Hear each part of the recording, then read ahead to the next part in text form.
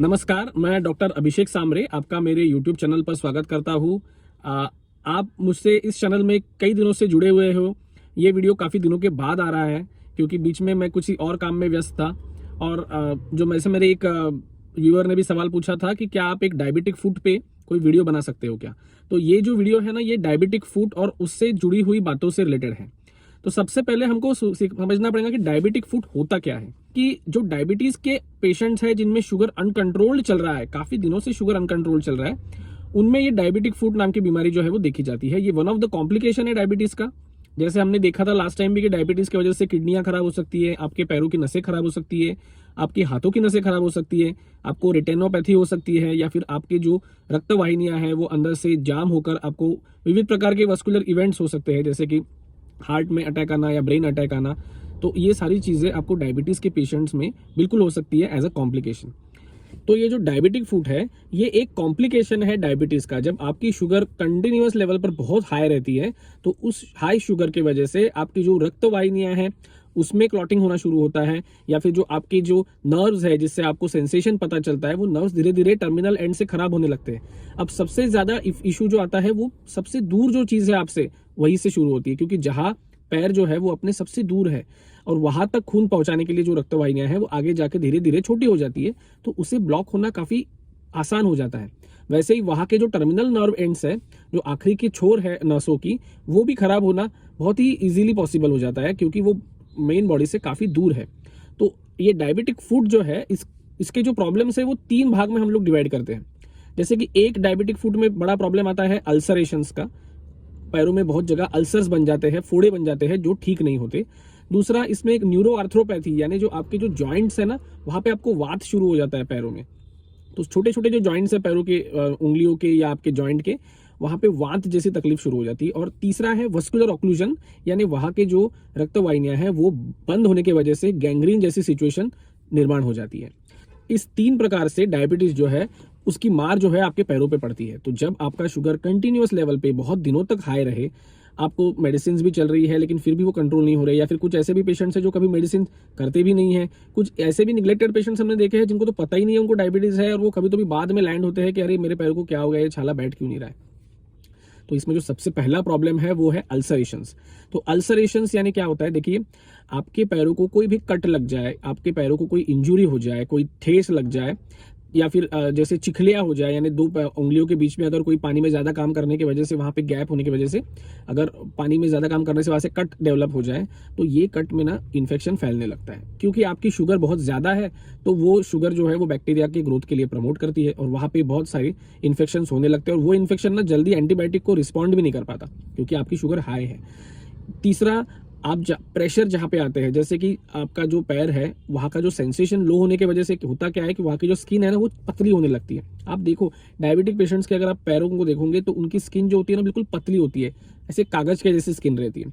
वो फटने में, उसके ऊपर प्रेशर आने में या बोनी पॉइंट का प्रेशर पड़ने में वहां पे एक जख्म हो जाती है। वो जख्म धीरे धीरे बढ़ के अल्सर में कन्वर्ट होती है, और वो जो अल्सर है वो नॉन हीलिंग अल्सर वहां पे तैयार हो जाता है, जो ठीक ही नहीं होता क्योंकि आपका प्रॉपर सेंसेशन नहीं है।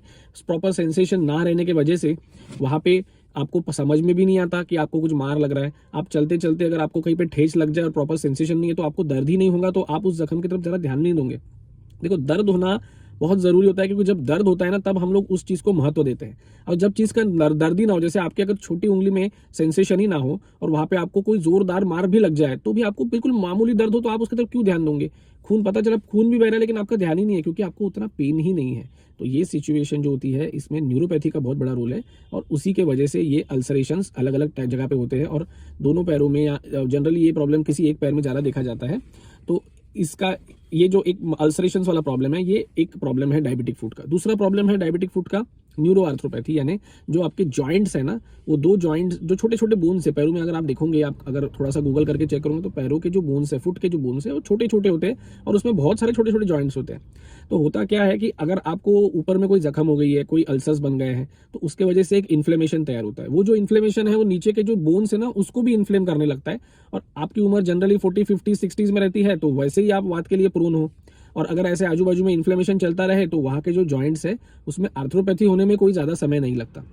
इसमें बहुत बार वो ऊपर का इन्फेक्शन हड्डी के अंदर चले जाता है, तो हड्डी में जाने के बाद हम लोग उसको ऑस्टियोमाइलाइटिस बोलते हैं, यानी हड्डी का इन्फेक्शन हो जाता है। वो भी एक बहुत बहुत बहुत ही विकट परिस्थिति है, क्योंकि उसको ठीक करना बहुत मुश्किल है, उसमें बहुत परेशानी होती है, उसका ट्रीटमेंट जो है वो इतना आसान नहीं है। तो ये जो न्यूरो आर्थ्रोपैथी है ये भी एक पेनफुल प्रॉब्लम है आपका डायबिटिक फुट में।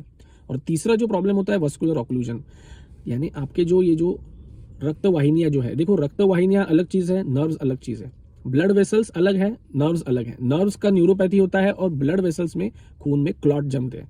तो वो जो क्लॉट जमते हैं या फिर जो वहाँ पे उनका जो इनर वॉल है, जो ब्लड वेसल्स की इनर वॉल है, वो डायबिटीज की वजह से खराब होने की वजह से प्रॉपर ब्लड सप्लाई नहीं हो पाता पैरों को, और आपको जो है ना उस पर्टिकुलर जैसे छोटी उंगली या अंगूठे को ब्लड सप्लाई ना ठीक से मिलने से धीरे धीरे वहाँ पे गैंग्रीन डेवलप होने लगता है। इसके सिंपल सिम्टम्स क्या आ सकते हैं? देखिए, जब भी आपका जो पाइप का बोर है वो छोटा हो जाता है तो आपको सामने में सप्लाई कम मिलेगा। वैसे ही यहाँ पे है कि आपका जो ब्लड वेसल है उसका बोर छोटा हो जाता है, क्योंकि आजू बाजू में बहुत सी चीज़ें चिपकने की वजह से, जैसे कोलेस्ट्रॉल चिपक जाता है। अगर आप साथ में शराब भी पीने वाले हो, अगर आप साथ में सिगरेट पीने वाले भी हो, तो आप में तो चांसेस और बढ़ जाते हैं। तो इन सब की वजह से वो जो आर्टरीज है उसका बोर जो है वो छोटा होने लगता है, तो ब्लड सप्लाई कम हो जाता है। जब भी आप कभी थोड़ा लंबा चलने जाओगे तो थोड़ा सा ही चलने के बाद आपके पैर जोरदार दुखने लगेंगे, इतने दुखेंगे कि आपको रुकना ही पड़ेगा, और रुकने पे आपको थोड़ा ठीक लगने लगेगा। यानी आधा किलोमीटर भी चल नहीं पाओगे आप ठीक से, और बहुत पेन होने लगेगा। उसको क्लॉडिकेशन बोलते हैं। क्लॉडिकेशन नाम का एक सिम्टम्स अगर आपको दिख रहे हैं और आप डायबिटिक हो, तो आपको आपका एक बार प्रॉपर आर्टेरियल डॉपलर स्टडी कर लेनी चाहिए। तो ये 2-3 चीजें जो है उसी को मिला के डायबिटिक फूड बनता है। डायबिटिक फूड जो एंटाइटी है ना, उसमें ये 3 चीजें आती है। अल्सरेशंस जो आपको हुए बिकॉज आपको पैरों में प्रॉपर सेंसेशन नहीं था। न्यूरो आर्थ्रोपैथी जो आपको इसलिए हुई क्योंकि ऊपर का जो इन्फेक्शन था वो धीरे धीरे जॉइंट्स में और बोन्स में घुसने लग गया। और तीसरा जो था वो था वस्कुलर ऑक्लूजन, यानी उस पर्टिकुलर पैरों को ब्लड सप्लाई प्रॉपर ना होने की वजह से गैंग्रीन की सिचुएशन निर्माण हो गई। तो ये तीनों को कॉम्बिनेशन में हम लोग डायबिटिक फूड बोलते हैं। अब इसका टेस्टिंग कैसे कर सकते हैं? अगर आपको नसों की जांच करानी है तो आप नर्व कंडक्शन स्टडीज करा सकते हो, जिसमें आपका सेंसरी और मोटर कंडक्शन कैसे हो रहा है, यानी आपकी नर्व्स कैसे काम कर रही है और डायबिटीज की वजह से उन नसों में कितना नुकसान हुआ है वो आपको ठीक से देखने मिल जाएगा। आप आर्टेरियल और वेनस डॉपलर करा के देख सकते हो, ताकि जो ब्लड वेसल्स है, रक्त वाहिनियां जो है, उसमें खून जाने आने की जो प्रक्रिया है वो प्रॉपर है कि नहीं, स्मूथ है कि नहीं, ये आप एक बार क्लियरली उसको देख सकते हो। और साथ में आप डॉक्टर के पास जाके अगर रेगुलर चेकअप कराते हो और उसे आप अगर वो डॉक्टर भी चेक करता है आपके हाथ पैर के पूरे नसें, पल्सेशन, आपके सेंसेशंस, तो उससे ही पता चलता है। लेकिन टेस्टिंग कराने से ना वो डॉक्यूमेंटेड हो जाती है चीज़ कि आपका वो उस पर्टिकुलर डेट पे क्या सिचुएशन थी आपकी नसों की और आपके रक्त वाहिनियों की। तो ये रही टेस्टिंग की पार्ट। अब आपको डायबिटीज है और आपको डायबिटिक फुट नहीं होना चाहिए, तो इसके लिए आपको क्या करना चाहिए? अब आप ही बताइए, इतना मुश्किल तो है नहीं इसका जवाब। सबसे पहली बात, आपको आपकी शुगर को कंट्रोल में रखना है। आपकी शुगर यानी आपका HbA1c 6.5 के नीचे रहना ही चाहिए। फास्टिंग पोस्ट मील शुगर आपकी 150 के अंदर आनी ही चाहिए। उससे ऊपर अगर वो रहती है कोई भी पर्टिकुलर पॉइंट में, तो फिर कोई फायदा नहीं है। आप कितने भी वीडियोस देख लो, आप कितना भी दवाइयाँ खा लो, अगर आपकी शुगर मेंटेन नहीं हो रही है नॉर्मल रेंज में, तो कोई फायदा ही नहीं है। तो आपको टेस्टिंग कराने से शुगर कम नहीं होती, बहुत सारी जानकारी पता करने से भी शुगर कम नहीं होती, बहुत सारी गोलियां दवाइयां खानों से भी शुगर थोड़ी बहुत कम होती है, लेकिन पूरी कम नहीं होती। अल्टीमेटली जब तक आप आपके डाइट पे ध्यान नहीं दोगे, आपके एक्सरसाइज पे ध्यान नहीं दोगे, कुछ भी ठीक होने नहीं वाला। तो आपको आपके डाइट पे और एक्सरसाइज पे बिल्कुल फोकस करना है, आपके शरीर को बिल्कुल परफेक्ट मेंटेन करना है। अब इसमें आप जो रेगुलर डायबिटिक फूड के लिए जो प्रिकॉशंस ले सकते हो, उसमें जैसे मैंने बोला, आपकी शुगर को बिल्कुल परफेक्ट मेंटेन करो। दूसरा, आपको अगर डायबिटीज है तो आपका जो फुटवेयर है वो बिल्कुल परफेक्ट साइज का होना चाहिए, ना छोटा ना बड़ा, क्योंकि अगर आप छोटे फुटवेयर खरीदते हो और आपकी साइड की उंगलियां दबती है तो वहां जख्म हो सकती है। चलो, अभी आपको सपोज पकड़ के चलो कि आपको न्यूरोपैथी तो हो गई। अब न्यूरोपैथी हो गई है, अब आप तो उसको रिवर्स नहीं कर सकते हो, वो रिवर्सिबल नहीं है, इतने आसानी से तो नहीं है। तो अब तो आपको उस पैर को सिर्फ केयर लेना है कि उसको कोई जख्म ना हो, उसको बार बार देखते रहना है कि कोई छोटी मोटी कोई जख्म दिख रही है क्या। अगर कोई छोटा भी कट दिख रहा है तो उसको तुरंत आपको बेटाडीन या सुफ्रामाइसिन लगा के उसको क्लीनिंग ड्रेसिंग करनी पड़ेगी। जो भी सॉक्स आप यूज करते हो वो आपके प्योर कॉटन के सॉक्स रहने चाहिए। उसमें आप बिल्कुल आर्टिफिशियल यानी जो रेजिन के सॉक्स आते हैं वो आपको बिल्कुल यूज नहीं करना है। प्योर कॉटन के गद्देदार सॉफ्ट सॉक्स यूज करने हैं, ताकि पैरों पे प्रेशर ना आए। शूज फुटवेयर जो यूज करोगे परफेक्ट साइज का मेंटेन करोगे। आपको आपके फुट को इंस्पेक्ट करते रहना है, बार बार देखते रहना है। अगर छोटी भी जख्म है तो उसको तुरंत ठीक करना है। सबसे ज्यादा जरूरी, जब आप नाखून काटते हो ना, जब नेल कटिंग करते हो, तब बिल्कुल ध्यान देके काटिए, क्योंकि अगर आप उसको गलती से भी साइड से थोड़ा ज्यादा काट लो और आपकी स्किन कट जाए तो वहां से इन्फेक्शन अंदर घुस सकता है।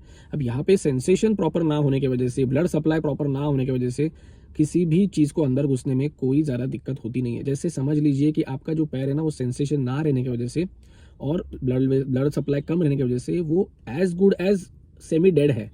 अब सेमी डेड चीज़ पे किसी को भी घुसने को ज़्यादा मुश्किल नहीं होती है, थोड़ी सी जगह मिल जाए ना, बैक्टीरियाज अंदर घुस जाते हैं। इसलिए आपको नाखून काटते समय भी बहुत ज़्यादा प्रिकॉशन रहनी है। आपको आपके पैरों को बीच बीच में इंस्पेक्ट करते रहना है, और सबसे, जैसे मैं बार बार बता रहा हूँ, आपकी शुगर्स आपको नॉर्मल ही रखनी है। अब तो यानी देखिए, अगर आप इस स्टेज में हो कि आपको ऑलरेडी न्यूरोपैथी हो गई है तो भी आपको शुगर मेंटेन करनी है नॉर्मल। अगर आपको न्यूरोपैथी नहीं हुई है तो आगे जाके ना होने के लिए भी आपको शुगर नॉर्मल करनी है, नॉर्मल रखनी ही है। तो इस प्रकार से, और अगर आपको एक बार डायबिटिक फूड डायग्नोज हो जाता है तो उसमें आपको आपके डॉक्टर को दिखा के उस पर आगे का जो भी इलाज है वो देखा जाएगा। इस डायबिटिक फूड की वजह से बहुत लोगों को finger amputation, foot amputation, even leg amputation तक की ज़रूरत पड़ती है। तो ये पैरों को काटने की समय ना आए, इसका आपको बिल्कुल प्रिकॉशन लेना है। और आपको अगर डायबिटीज़ है तो ये सोच के चलना है कि डायबिटिक फूड कभी भी आपको आगे जाके फ्यूचर में 10-15 साल के बाद हो सकता है। तो इसलिए आपको अभी से उसके बारे में जानकारी भी रखना है और आपको आपके पैर की रेगुलर इंस्पेक्शन भी करते रहना है। तो आज का जो वीडियो था वो डायबिटिक फूड के बारे में था। आशा करता हूँ कि आपको डायबिटिक फूड के बारे में बहुत सी चीज़ें पता चली होंगी। अगर ये वीडियो पसंद आया है तो प्लीज़ इसको लाइक कीजिए, शेयर कीजिए और चैनल को सब्सक्राइब भी कीजिए। मैं ऐसे ही कोई अगले अच्छे वीडियो के साथ फिर से आपके साथ जुड़ूंगा। तब तक के लिए धन्यवाद।